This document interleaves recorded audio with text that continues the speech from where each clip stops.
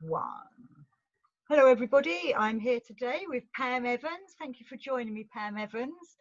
Pam is Pleasure.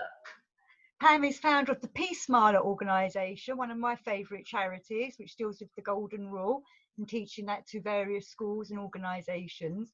But today we're here to talk with her about her latest book. I've actually got one of her books, When the Dalai Lama Came to Tea, which is, I think, a delightful little book to read. And your latest one is called How the Wisdom of the Ages is Reflected in Many World Faiths. So Pam, welcome. Can you tell me a little bit about your new book? Yes. Okay, well, Debbie, this came about in a most unexpected way. I remember a number of years ago, I was walking in Pembrokeshire in South Wales with a friend, and my mobile phone went off. And it was somebody from the Theosophical Society explaining that they were in a bit of a fix for that particular summer school, and that somebody who was supposed to come and do a series of seminars couldn't come. Could I help? And so I said, well, I've only got the diploma in Theosophy, so I'm quite new at that. But I said, my knowledge of world religions is greater. That's my specialism. So, if you like, what I could do is present, and I said, three key themes, presenting the theosophical view, and then looking at some world religions and see how they marry up. Do they? And I said, for example, and off the top of my head, I thought, well, the concept of God. What does Theosophy say about that? And then let's look at what the other religion. Then the next topic, I said, well, reincarnation and rebirth. A lot of people are interested in that. Again, what does Theosophy say? And then, of course, what I tapped into, Debbie, were some world religions that I think people would not expect to arise when we're looking at beliefs or theories about reincarnation. These are not necessarily the three main religions. These are religions that maybe many people haven't heard of.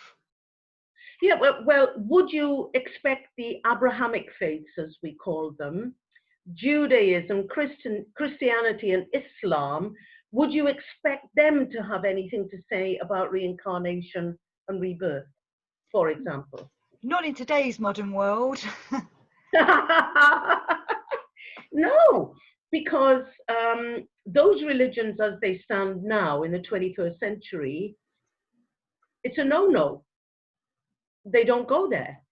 But you go into the mystical traditions of those faiths and you find out, hang on, there's stuff there that seems to be suggesting a belief in reincarnation. Fascinating. And of course, with Christianity, many,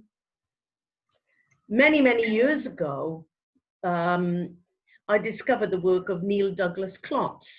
I think he was one of the first, and then there have been others since, looking at the Aramaic teachings of Jesus.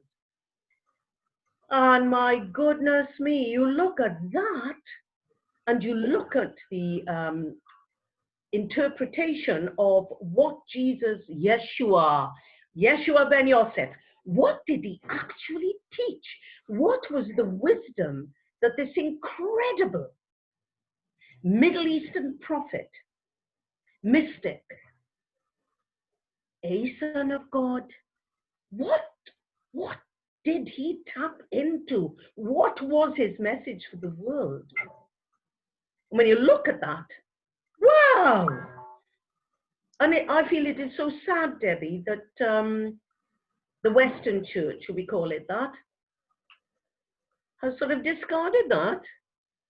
Even the concept of God, whatever one means by God, when explored with what Jesus said, is nothing like what we have been given in the modern day version of the so-called Lord's Prayer. So much has been lost. And a lot of I things actually added. Sorry? And a lot of things added as well. Well, There things before. things have been kicked out and not forbidden, and no, we're not having that, and so forth, and misinterpreted. I mean, for example, you got me going now. For example, the Christian Church, Roman Catholic faith, the Anglicans, the Orthodox, let's just take them for now.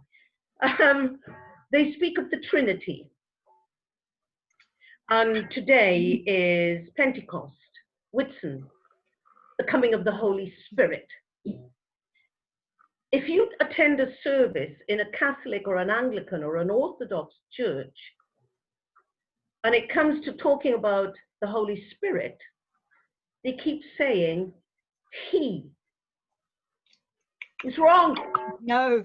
It's wrong. Because the Holy Spirit is the feminine energy of the divine. And if people go back to the Hebrew in the Old Testament, and you look at the Shekhinah, which is the glory and the presence of the Almighty, it's feminine. But that has been conveniently pushed out of the door or whatever. So many, many things have been changed or forgotten or deliberately hidden. It's like a patriarchal takeover, isn't it? Yes, of course. And it is only in recent history, isn't it, that the Anglican and the Episcopalian Church worldwide have allowed women into the priesthood at last, even though they were there in the early church. So now they've allowed them in, and now we have female bishops as well. So the little book, I think, is taking the lid off stuff, taking the lid off and bringing out into the light all this esoteric knowledge that has been hidden or forgotten. Yeah? Yes. I think that's what it does. So, as I said, the Theosophical Society of England asking me, could I help out in summer school? And then I said, okay, so I can help you with this, and I could do something on the concept of God, reincarnation, rebirth, and I said the big one everybody wants to know the answer to, death. Death and beyond, that everyone's terrified of. So I said, I could do that for you. And at the time I was walking with a friend, right, a very old friend of mine. So I'd said yes, hadn't I? And my friend said, what have you just said yes to? Why have you said that? You're making a ton of work for yourself. Why have you done that?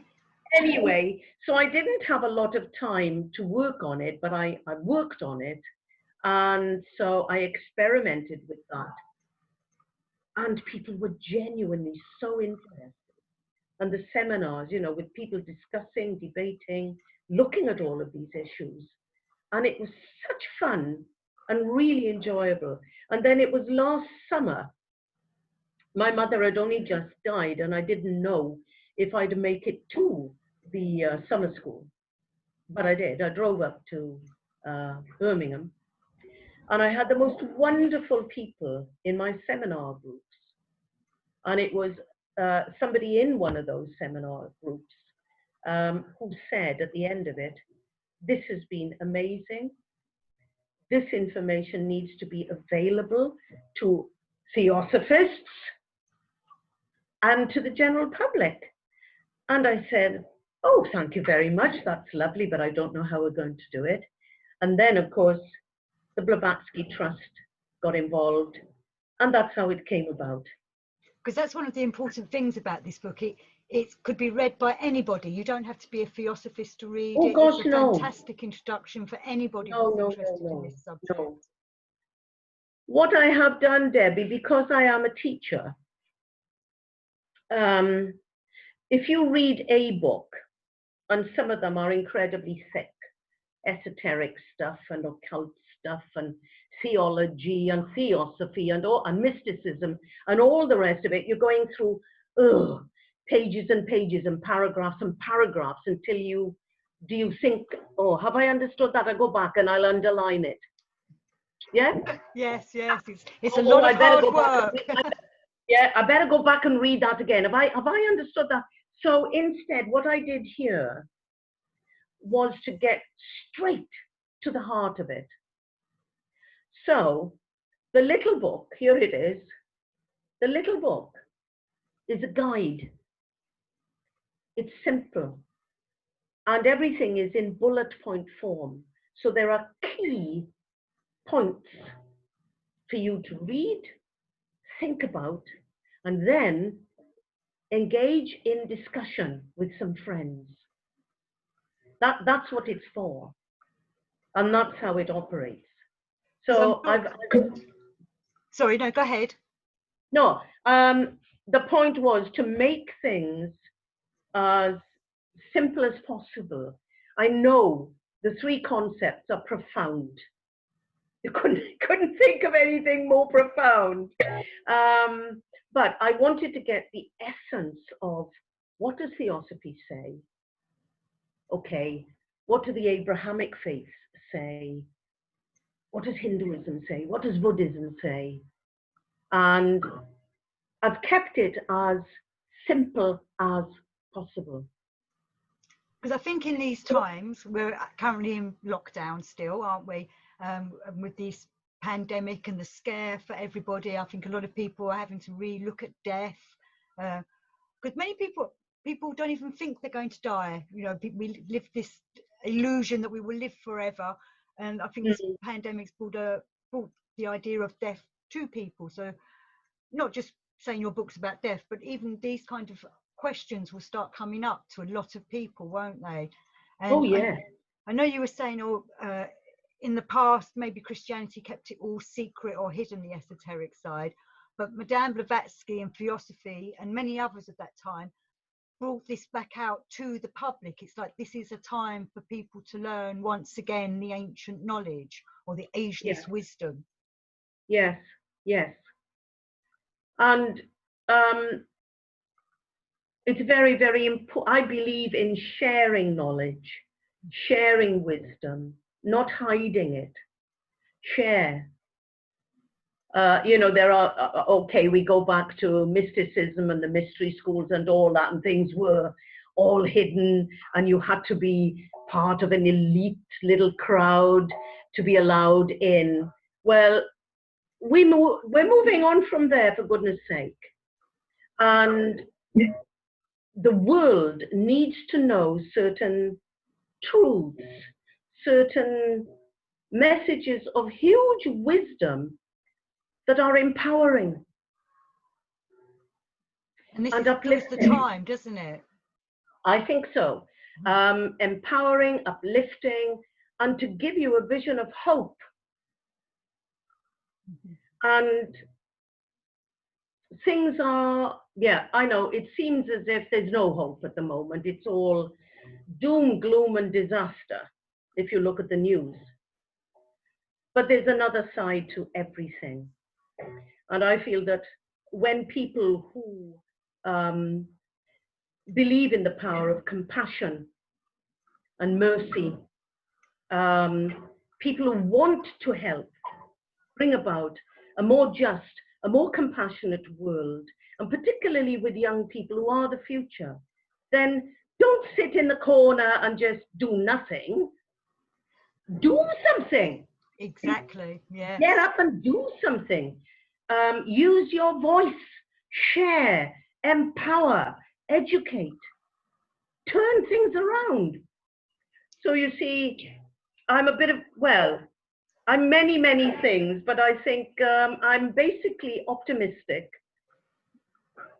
And of course, with the Peace Marler project, you know that is helping young people to become, to think, and to explore, and to have fun, but also to become more compassionate, more caring, but also responsible. I know there's a lot of talk about children's rights, and of course people do have rights, and they must have rights, but we have responsibilities as well. Because I think that's exactly We'll what's all be supposed to be happening. more Yes. responsible of what we say and what we do, and more importantly, what we think, because the power of the mind is, woof, that affects everything. Well, thought forms is a very important thing, isn't it? And I know not many people realise that what we think gets projected out there. Yes. Of course, this is quite a deeper part of theosophy or the ageless wisdom. Because when you were saying about sharing it, I agree with that. I think we need to share it. I know many people say, oh no, this should be just kept for certain people. But I think those that want to hear will get the message. You know, and there's people out there that don't know where to go, especially in this time, or what to look at next. They don't want to be in the doom and gloom. There is a lot of confusion. There's a lot of fear. There's a lot of anxiety. And of course, there's grief with people losing loved ones. That is awful. But as I said, there's another side to everything. And we must have hope into the future. And people do need to become more responsible. They also need to raise their voices.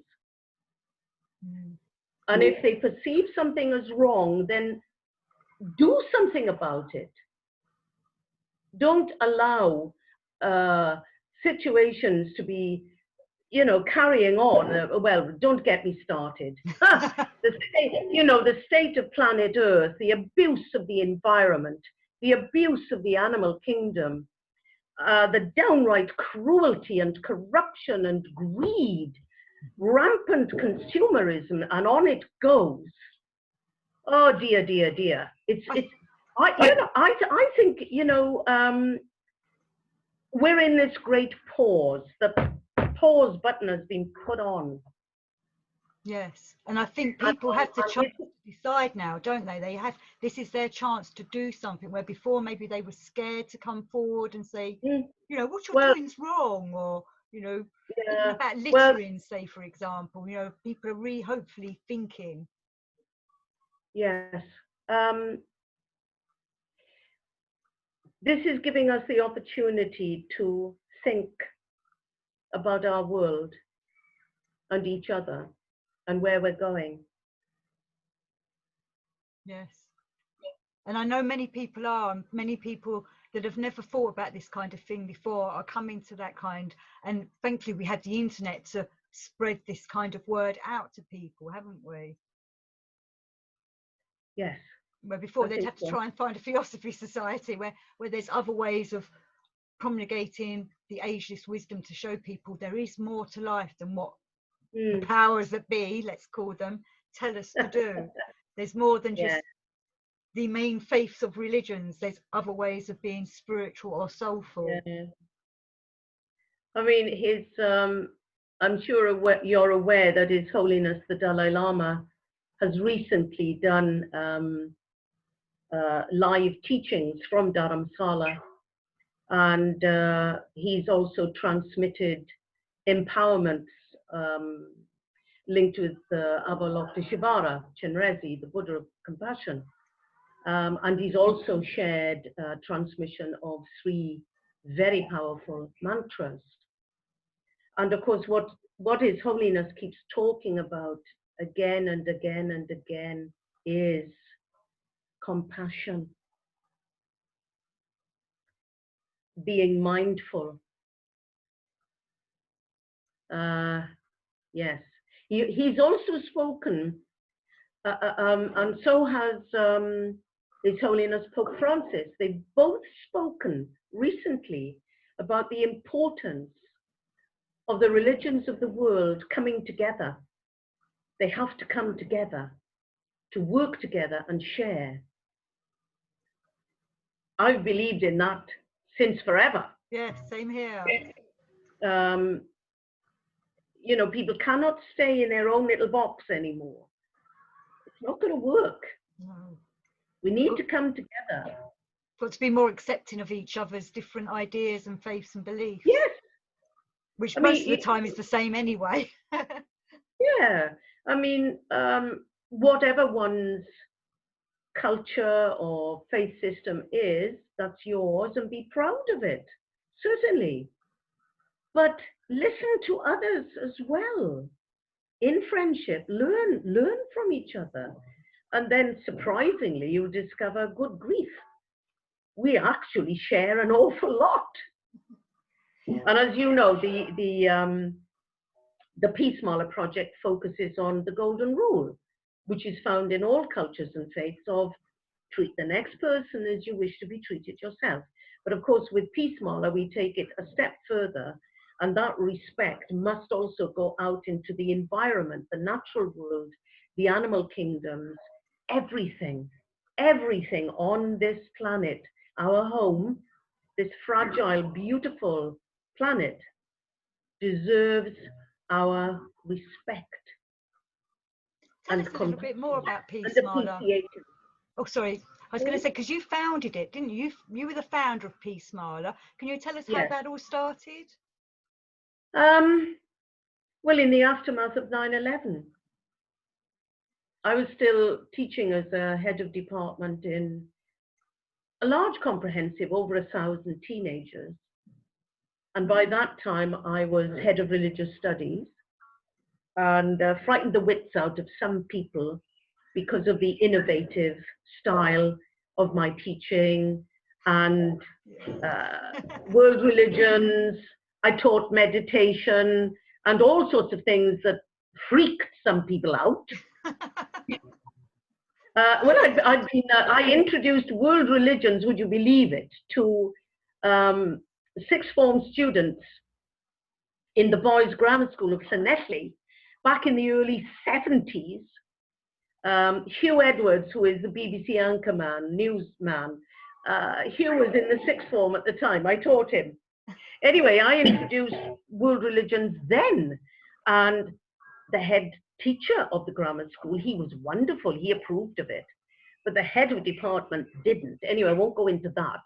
But I introduced it. But I don't know, some people thought the sky was going to fall down. That was the early 70s, and I've kept on going. So by the time I landed up in my last school, and 9/11 happened, and the most appalling bullying erupted in the school, initially against the minority of Muslim students, and then the Sikh children, youngsters, and what really shocked me was the Chinese teenagers. They were having a hard time as well.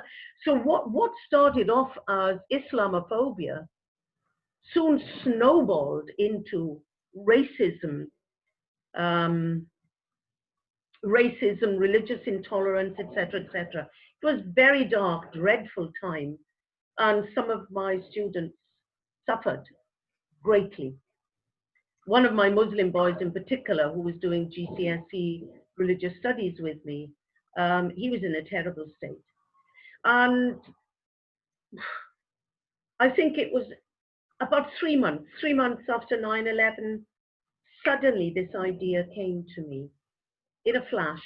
I can't tell you exactly the date. I know it was a Thursday. And what came to me was the golden rule, right? The golden rule, and then Declaration of Human Rights, right? Things are flooding in, right? They need to know these things. They need to know about these things. But how do you get that across in a way that is going to be interesting and memorable and engaging? So what I came up with was something tactile, creative and memorable. So it's a bracelet. So you actually make it. And as you make the Peace Mala bracelet, you are being presented with ideas and messages. And as you're going along, you discuss them. And the first knot on the bracelet will take at least a full lesson. And if it's opened up to young people to share their response and reaction to the messages of the first knot. Gee whiz, I had some amazing discussions, certainly with the teenagers at the time. Incredible. So it took me 3 evenings to complete the idea of the bracelet. And I sent it out to the various faith communities that I'd worked with over the years to see what they thought.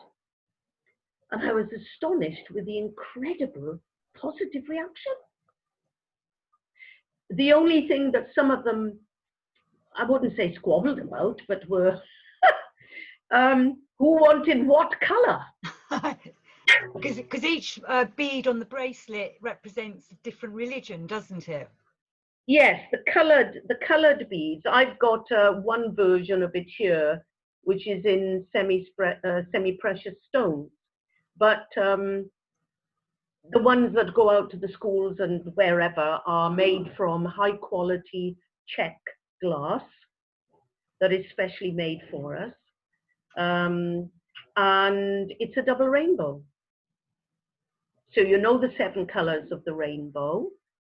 So the colored beads, you've got 14 colored beads. So you've got 14 different religions or spiritual paths. And then the central bead, which is clear crystal, that represents the wearer, but also the whole cosmos. To emphasize that we are all part of it and we're all interlinked. That's the middle bead. The message, the first knot has messages of empowerment. And the final knot has a message of responsibility. And then comes the really hard part, where you have to thread the last crystal bead. You've got to get 2 threads through 1 hole. And that bead represents peace and unity. And it represents something else as well. I've been having a bit of trouble with my memory since lockdown. Is them trying to dumb us down? Peace, harmony, unity, that's it. That's what this bead represents, which of course is the most difficult thing for us to find within ourselves and between each other, even between families and neighbors and the world. Yes. So it took me 3 evenings to complete it. And people calmed down. Well, I'll let you know this. Archbishop Rowan Williams, Dr. Williams, was still Archbishop of Wales at that time. Yeah, he hadn't been Archbishop of Canterbury yet, had he?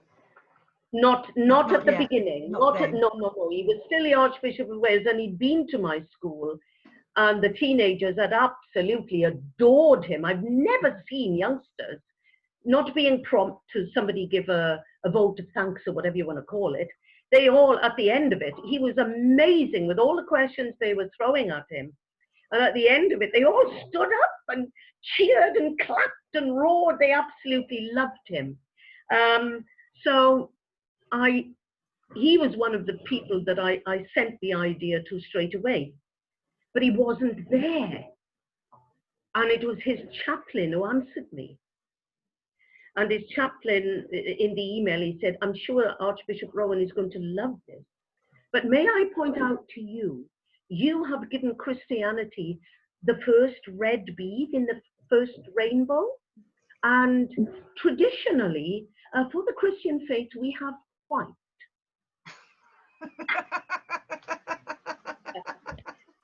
And I said, well, you can't have it. No, you're going to be red this time. Oh, dear. I said, white, or the clear crystal that the spectrum comes out of, that's the central bead, that's the wearer and the whole cosmos. Yeah. But I said, I've given you red, and I hope you will be happy. You can think of the fire of the Holy Spirit, Yes. the blood of the martyrs, the blood of Christ. That's what I was thinking. Surely red will do. I would have probably said, it's the Christ's blood. So of Also, course, red's a prime colour, so you know they're still up in the first colours. well, does it matter? But that was funny. Mm. And of course, when Rowan got back to me, he had no issue at all. And he, bless him, when it came eventually to launching the project, because I was advised to apply for the Princess Trust Millennium Award and form a team of teenage Peace Maller ambassadors. And that was an incredible journey. Wow, that was phenomenal. For example, the Muslim lad who had a terrible time, he became a lead member of the team, and oh, he got his dignity back, his pride, his confidence. So from a young man who was crushed, almost destroyed through this terrible dark time, suddenly he was empowered, he was confident. And of course, BBC News wanted to interview him because we got the Childline Award as well. We met Esther Ranson, and different awards were coming in for the project. So it reached a point where we thought, well, I think there needs to be a public launch ceremony. And Rowan Williams came, and that took place in the United Nations Temple of Peace, Cardiff. And that was an incredible event, incredible. With there were certain religions that were difficult to get hold of, and the most difficult to get hold of was Islam. And I think they were still very frightened. But thank God, I met the Sufis of the Naqshbandiya Tariqat. And a whole entourage of Sufis came from all over Britain, and they were wonderful. And then in the Buddhist tradition, I had Venerable Geshe Dancho Yonten, who had escaped from Tibet with His Holiness the Dalai Lama. I knew Geshe-la very well. Then I had Pure Land Shin, Japanese priest, had just come back from Hong Kong, and he brought another young priest with him. They came down from London, and on it goes. So we had all the religions represented, and of course for Earth religion, which was controversial. But mustn't be forgotten. Oh, Very important. why have you put them on there, you know? And there's another story, a whole story there. And that is how I met Erin Kavanagh. And that I was was at university with. Yes, I know you were. And Dr. Wendy Dossett, who was head of the Department of World Religions in Lampeter University at the time, she knew of me through different articles that had been published about world religions and so forth. And so I got in touch with Wendy, and I explained what I was doing, and that I was trying to find somebody to represent Earth religions. I said, I've had a druid from America saying he'd like to come, but I can't afford his aeroplane ticket. And then so Wendy said, well, actually, I have a student with me now who's doing a master's degree in world religions with me, and she is a practicing Withon, pagan. I'm sure she'd be up for it. So of course, there you are. And Wendy, Dr. Dossett, came to the launch as well. And I think, yes, there were two religions I didn't have time to find authentic members for. And both of them are quite obscure. Zoroastrianism.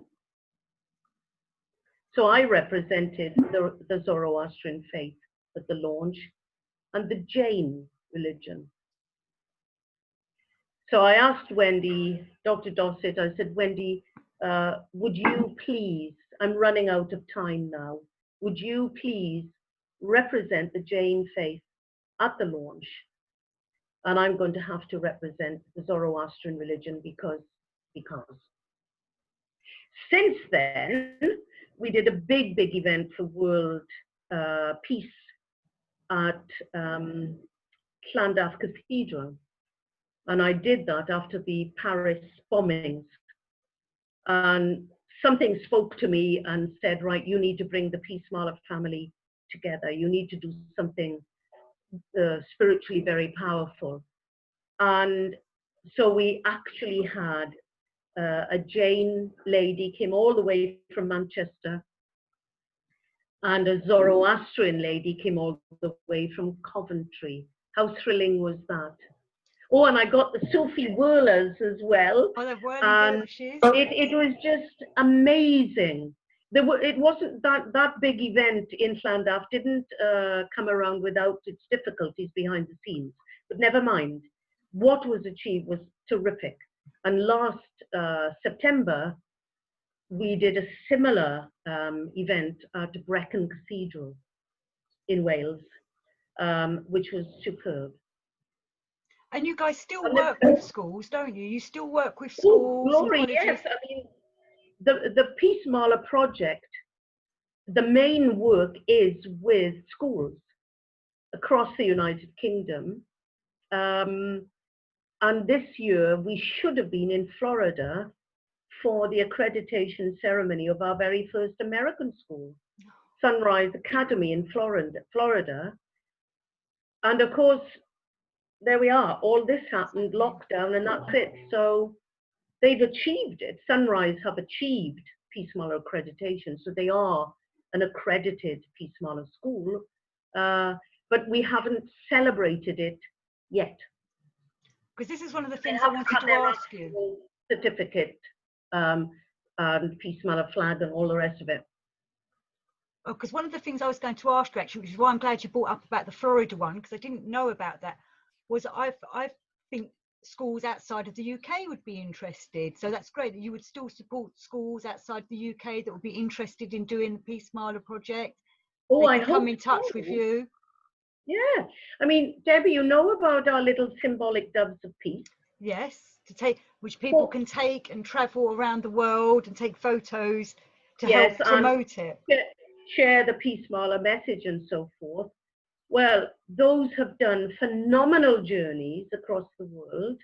And so Peace Marler is a project for the world. And it's not just for children either.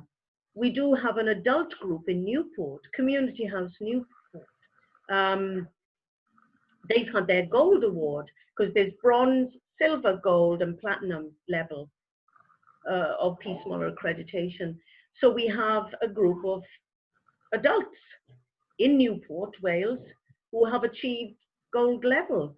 So it's not just for children either, it's for everybody.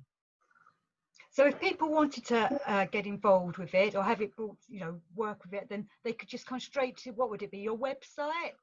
Yes, that's the best thing. If they go to the website and they explore the website, they'll get a good understanding of what this project is all about. And then just drop us an email. The email is on the website as well, info@peacemarler.org.uk. Send us an email. I mean, recently, Debbie, coming back to this little book, 2 copies have gone out to Texas last week with a lady who is, I've forgotten the details now, but she's starting training with a particular seminary, but it sounds as if it's very interfaith in it, whatever it is they're doing. Haven't had time to check them out because things behind the scenes here have been so busy. Because that's one of the great things I like to hear whenever I speak to you. You're always busy. Peace Marler's always doing stuff. It never stops. Yes, we are. And achieving absolute miracles, Debbie, on a shoestring. Because if, we are a registered British charity, and if people go into the Charity Commission information about us, have a look at our accounts. Yes. And you'll have a blue fit to see the small amount of money we have there. That's got to change. We've got to grow. It's reaching a point now, Debbie, where we need a professional team, really, to take the project now into the future. Hopefully anybody that's watching that knows how to do that. Sorry? I was saying, I hope anybody that's watching that knows how to perhaps do that, because there are people in that kind of work, should get in touch with you, or Yes. hopefully get you some. We need a professional team. For that, you need money. And that professional team have to believe in the vision of the project. They've got to believe in it. And they have to be ethical, because this is a very ethical project. And the whole point and purpose of it is to empower people, to educate people, and hopefully inspire them to become more compassionate and more responsible. It's a very worthy cause. And to be aware that we are one. We are one. We are all part of the one. Because that is one of the problems. I think many people think they're very on their own. They're very divided. It's just the way people are either brought up, your peers or whatever. And it's not just in this country, it's across the world, and we need to change that. Oh, absolutely. I mean, all this business of empires and territory and oh my glory. I mean, it's just, you've only got to look at world history and it's appalling. I mean, you know that last November I was, oh glory, was I was so honored to be presented with the MBE by Her Majesty Queen Elizabeth, and she was wonderful. What an energy, what an incredible woman. You know, she was glowing. I was as nervous as I don't know what, because I had to curtsy, get all togged up, big hat and all the rest of it, and the ballroom and the orchestra is going and all these military people and all this posh, and you can imagine, quite a scary thing, a nerve-wracking. And then when I came to the point where it was me to enter, turn towards the Queen, curtsy, walk forward to meet her, the smile on her face and the energy coming off her was so, I couldn't get over it, so powerful, so positive, so welcoming. She was shining. She was probably really I pleased. swear to God, it was as if she had an incredible aura around her, because I felt it, and she was amazing. She really was. So I was honored to receive that from the Queen. And then, of course, some people don't approve of that sort of thing, whatever.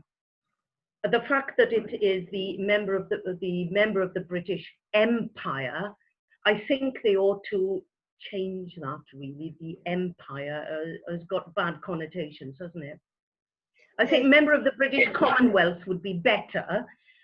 However, it was set up by her grandfather, wasn't it? During World War I, I think, or at the end of it, as honors for bravery and so forth. But it was good for the organisation that this happened, because it promotes the organisation, but it also shows that you really are doing good work that's for the people, isn't it? She wouldn't just give an MBE to anybody. Yes. Well, the honour was for my work in, how have they worded it? Interfaith. Oh dear. Interfaith dialogue? Something like that. No, it's a different word, a better word, and I've forgotten. I didn't know we'd get round to this, but it's But that is kind of interfaith. I think the word is understanding. Oh. My contribution to interfaith understanding. Fantastic. Which is quite different from dialogue. Yes. Think about it. Yeah. My contribution to interfaith understanding and peace. Two important things. And straight away, that is what the Queen asked me about, was the interfaith stuff. And she was genuinely very, very pleased with that. And genuinely interested. She was. Oh, good. And when I told her that our first American school was being accredited, she just said, how wonderful. So there we are. Oh, fantastic. And you were probably, if it was last November, you're probably one of the last people for her to actually, because she stepped down from them roles, hasn't she? I don't know. There's all sorts of, I can't see her stepping down from anything because, wow, what an energy. And you know, she walks without a stick. She's Yes. not even on anybody's arm. Hmm. She's phenomenal. And I'm sure she would just keep on and on and on and on until it was impossible. So I imagine that Her Majesty is as frustrated as all of us with the present situation. Um, I can't see her stopping Debbie unless they say it's too dangerous for her. Mm. And I mean, none of us know how long this is going to go on or what's going to happen beyond it. I mean, the world's never going to be the same again, that's for sure. No, that's what I keep saying to people when they say, when Yeah. it goes back to normal, it will never be No, normal again. no. Hey, we don't want the old normal. No. It wasn't good. Things need to change. Yes, I agree. Things need to improve. We don't want the way it was. Things have to change. And this is what all these, oh, sorry. No, go on. I was going to say, this is what all these religious leaders, like you mentioned the Dalai Lama earlier, is giving a lot of live recordings. So is Pope Francis. Yes. That's what they're all trying to say. This is our chance to do something. Yes, they are. Mm. I mean, Desmond Tutu, as you know, he's been a huge champion of all sorts of things. They've all been saying the same thing. You do realize, don't you, that His Holiness Dalai Lama was the very first world religious leader to endorse Peace Mala. Yes, yes. He's there on our website. Pope Francis has sent the apostolic blessing for the project, and Desmond Tutu gave his message of approval years ago. So there's a great gallery of incredible people who've said Peace Mala is a good thing. Yes, because they recognise this has to be done, and like what you were saying, that Pope Francis was saying, we need to bring the religions together, and Peace Mala is a wonderful way of doing that. Yes. And not just really of how to teach people how to understand each other, it's bringing people together. Absolutely. Mm. It's a and we hope, work. Debbie, when people get this little book, as I said at the beginning, this is meant to encourage discussion and to share and to debate. And then hopefully it'll also encourage people to do further research. Because this is just the tip of the iceberg. The book's not out yet, is it? Yes, it is. Oh, it is, right, okay, because it's available on Amazon. No, it's not on Amazon. It's just here now because, as you know, the Blavatsky Trust have paid for its publication. So the books have arrived. They're here in Peace Mala HQ. So at the moment, we are just have just done a simple advertisement on social media. So a few people know about it, and some books have gone out. And a week today, if I get the technology right, we are hoping to set up a Zoom meeting to start discussing the book. So that'd be Sunday the 7th of June. 7th at 3 o'clock. Super. But if people wish to participate in the Zoom discussion, they are going to need a copy of this. So say somebody was watching this tomorrow, because I'm going to put this up tonight, and they want a copy of the book, they've got to come to peacemala.org? Yes, please. Send us an email, and the quickest way then, we'll send you our bank account details, and you pay into that. It's not a huge cost. You pay into that, and then we can get the book off to you. Fantastic. It's great when we can do it all ourselves, isn't it? Much better than having some company organise it all for us. Yeah. I mean, it may reach a point at some point in the future. I don't quite know how Amazon would deal with that. I suppose they advertise it, and then we would still have to post it out. I suspect. I don't know. I don't know. that would be a different thing. They'd probably want to cut, but Oh, I don't yeah. know. You'd have to discuss that with them. Yes, Probably yes. doing it Well, your anyway, own as I way. say, at the moment, it's from us. So info@peacemarler.org.uk. Drop us an email and we'll get back to you. Well, Pam, this has been fantastic. Thank you very much for telling us all about Peace Smiler, which to me is one of the most important charities that I've ever heard of, and I try to be involved as much as I can. And I Oh, please bless recommend you. anybody that's watching this just go and look at the website to be inspired. And good luck with the book. Thank people, you. again, have to go to the website if they want to get a copy. So Yes. once again, thank you very much, Pam. It's a blessing to talk to you as always. Thank you. Debbie? Yes? The internet of being kind, it didn't cut out.